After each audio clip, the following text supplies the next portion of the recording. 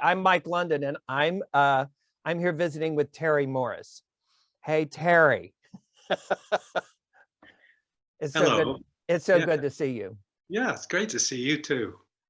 For all intents purposes, Dayton Contemporary Dance Company, prior to that contingent of you men coming in at that time, was an all-female dance company, Boy, they were good.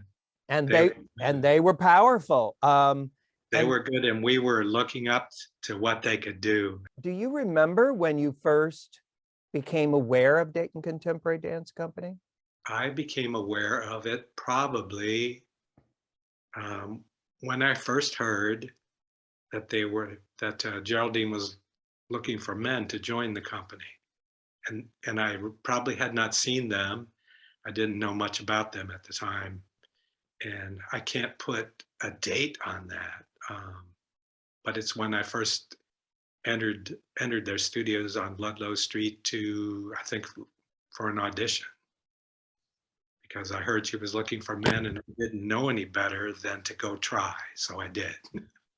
I remember classes with Geraldine, classes with Jimmy Truitt, classes, even a occasional Saturday class with Judge Arthur Jackson and Kim Carter, Yeah. classes with him, who was a taskmaster. Some of her choreography, doing the hinges all the way down to "Don't you dare bail out." You go all the way down. So I remember all of those classes, and guest teachers would come in, and Donnie McHale. Yeah. Remember him too. Classes with him, people like him. It was magnificent. It was an education about so many things. The most challenging part was just becoming a capable dancer, um, learning the technique and getting that into the body. Um, when I think of the way Geraldine taught, it didn't seem complicated, but it had to be right, and it was rigorous, very rigorous. And I was probably too old to be starting a dancing career, so all of that was tied into that. I'm too old to be doing this. I'm not sure what I'm doing. Can I do this? Will I ever be able to do it? And I did kind of come around to it.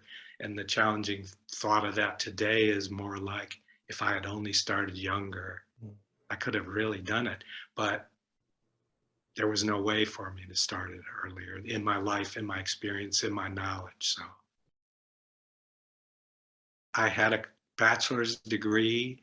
I don't know exactly the date it was. I had a full-time job, I had a mortgage, Yeah. and I was trying to do this too. And I wanted to do it very badly. I didn't have enough energy, I think, to do everything, keep doing everything. And I figured that out eventually. And I don't know if I made the right choice, but I'm so glad that I did it.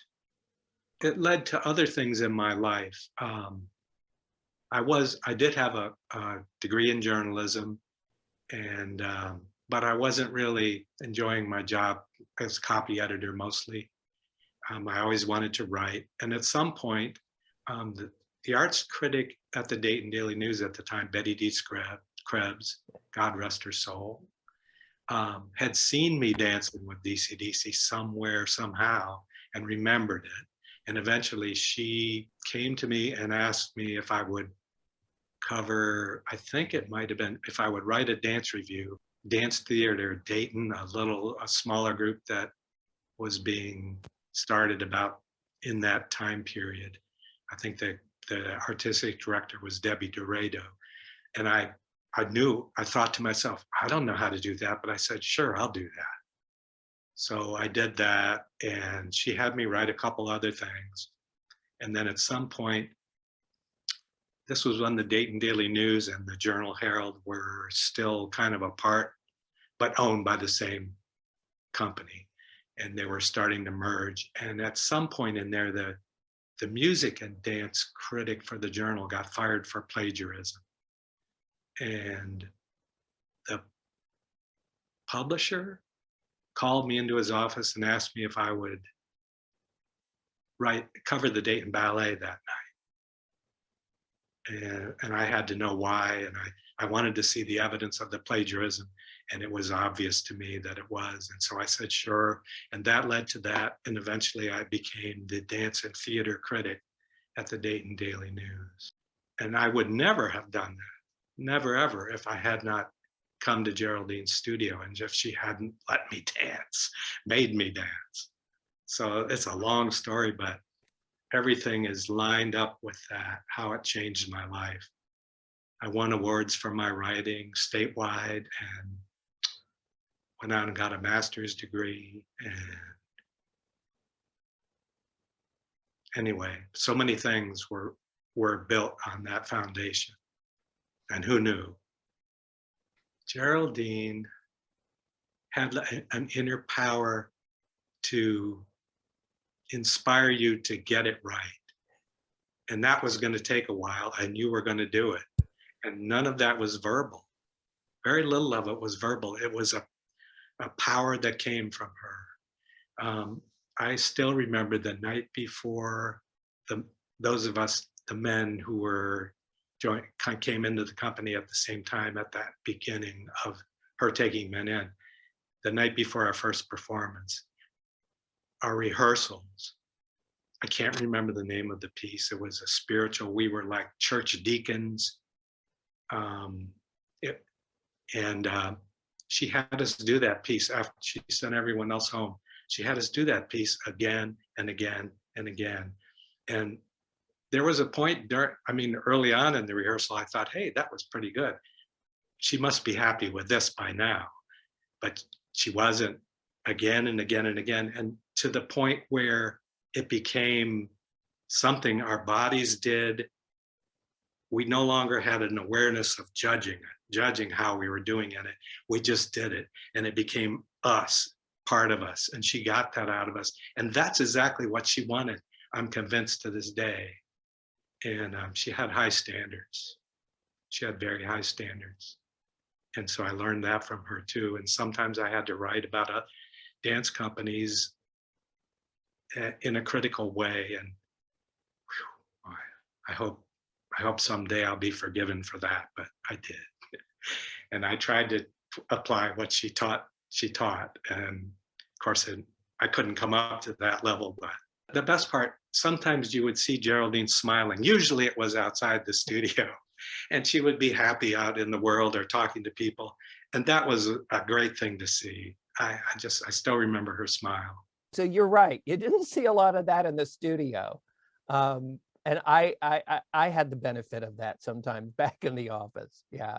But she was serious about what she was doing. And she knew that what she did had an impact on all of those young people that she was working with. I don't remember a performance that wasn't fun. The part of being on stage and performing and everything around that. Starting with the pre-performance warm-up, which was often Jimmy Truitt would give us that class. And if you came to the theater kind of worried and nervous or bringing your daily things with you and you're uptight and tense and you took that class, he turned you into liquid. You could just about flow downstairs across obstacles without bones, I swear. And so then that's how you would end up before you went on stage. And then there was, the company would always gather in a circle behind the curtain and have a pre-performance inspirational sharing. And that was wonderful too. I'll never forget any of that. And the time on stage always seemed like it lasted like that, but I always enjoyed it. And I wish I could do it again or more afterwards. So, but I still remember several of those performances. I knew enough about dance to know that I had never had not much ballet training until I was beginning. And then I knew it was important to have some of that. Just the energy and the, I don't know, contemporary. Wow. I wanted to dance and I loved to do it. And that was just my opportunity. And when I got into it, I realized, I realized how hard it was, but also that I might be able to do it, and that it felt good in my body to do that. And it was also satisfying intellectually. There were stories behind everything we did, and there were a couple of women, I think, who would come and take classes, but I don't remember any other men at that time, no. And certainly the African American history that's embedded in a lot of those dances was an education to me. I learned a lot about history just from the content of the dances and the history that was behind them. And I really appreciate that. I knew it wasn't my personal history, but I also knew that it was accessible for me to learn, excuse me, and it was American history, really, a part of American history that had been mostly overlooked in my life. I never felt unwelcome. I never felt disliked for my skin color. And what I brought to that when I came there, I grew up in a household of all sisters, and I often did things on my own. I was a loner a lot. And so it just kind of came natural to me. I do think I kind of felt like I was probably more inward than maybe a lot of the other dancers, because my place was to soak everything up that I could, and to understand things before I just would blurt out things. I was probably thought of as very quiet and maybe I don't know. That part is the part that made me feel weird, that maybe I was not outgoing enough. But that's me, and I'm still very shy and hanging back. So that doesn't always go with dancing, though. Sometimes when I caught the bus home at night after rehearsal and I got off the bus, I was still maybe in my dancing character, I would get off the bus in a way other people didn't. And there were, I remember a couple times there were a group of guys who gave me trouble and called me names. And one night I was in a bad mood, and I had seen in a hockey game that when the players were going to get in a fight, they would throw the gloves down. So I threw my gloves down and turned to them, and they told me, oh man, you're all right, you're all right. And I said something obscene back to them. Yes, I am. So there was that. It wasn't the easiest thing to be a male dancer, and it's probably why I never did it before I got old enough to say, I'd like to try this, because it wasn't what I was supposed to do. I wasn't brought up to be that way. So I know some people would automatically have opinions about you if you were a man who danced and had no problem with flying around in a pair of tights, but it had never bothered me, and I never regretted it for that.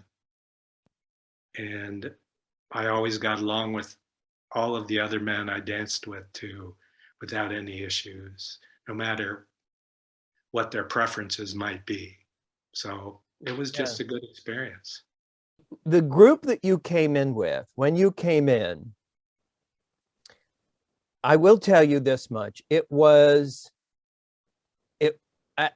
such an important period of growth for the company. I certainly remember the men who came in at the same time I did, and I may not get all their names right. Certainly Dwight Rhoden, who even when he was 18 years old, decided he was meant for greatness and was going to be great, and he turned out to be right. Calvin Young, a great fun-loving guy, very happy. Liked to watch Kung Fu cartoons on Saturday mornings and loved Kit Kat bars. I think I'd roomed with Dwight and Cal and like on the road when we went to festival.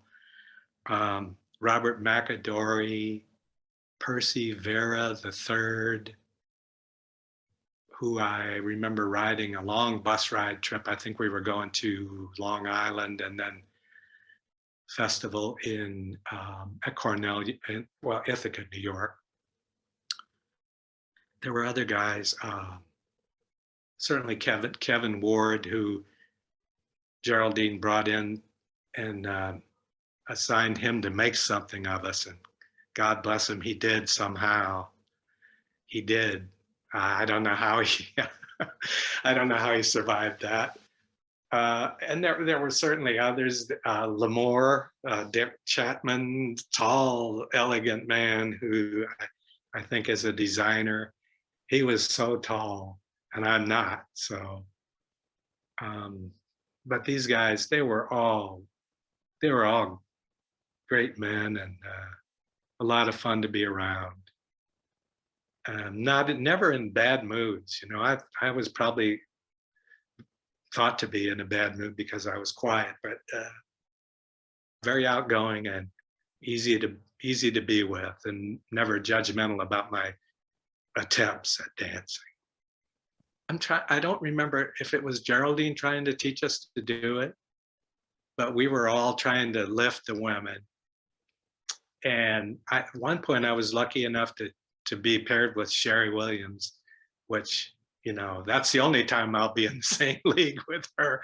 But anyway, in that class, we were not, let's just say we were not automatically great partners. And there was one point where we were lifting women, and I looked around me and my arms were kind of shaking and everybody else's were. And I remember Jeraldyne saying at some point, "If you drop my women, I'll kill you." That's one of her quotes I won't ever forget. So no one dropped anyone. But it was really the beginning. I mean, it got easier, but never easy, because that's the kind of thing where you have to, both people have a relationship that's not spoken. It just becomes natural. And I don't think everybody always meshes with everybody else, but it was an adventure. Maybe there's a reason I don't remember partnering. Maybe Jeraldyne was wise about that, not to put me in anything like that. She was, when it came to when to put things on stage in front of the audience, she knew that it had to be right. Actually, it was all of us men, and I think it was a John Rodriguez piece of choreography. We were like Civil War soldiers, and 6:30. Yes, that's it. And I had to carry Dwight off the battlefield. I think he was slain. And I remember that was a form of partnering too, but that was men to men. If you had to share something about that experience that you had being one of the first, you know, contingent of male dancers with DCDC, and you wanted to share that with your own children, what would you tell them? Wow, I maybe have, but Yeah. but I can't remember all the stories I've told them.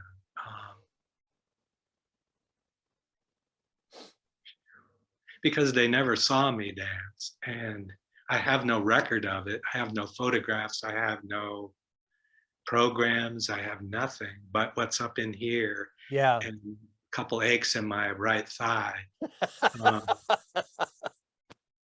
They actually, so what would I tell them? I would just, wow. I guess I was lucky to be there then.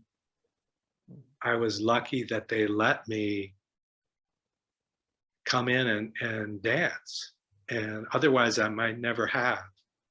And the fact that I danced with that company, which is such a remarkable company, and the things they have gone on to do, it makes me feel blessed. And I have told them that part. I did it. I can actually say I did it, and I have to convince myself of that to say it, but I did some, and I wish I had done more. I wish I hadn't gone and had to get a paycheck and pay for the mortgage all the time. You were a part of a absolutely critical transition and a critical part of history, not only for the arts in Dayton, but for the dance world with DCDC.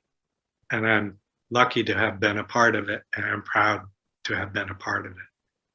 And thanks for talking to me about it today. Yeah.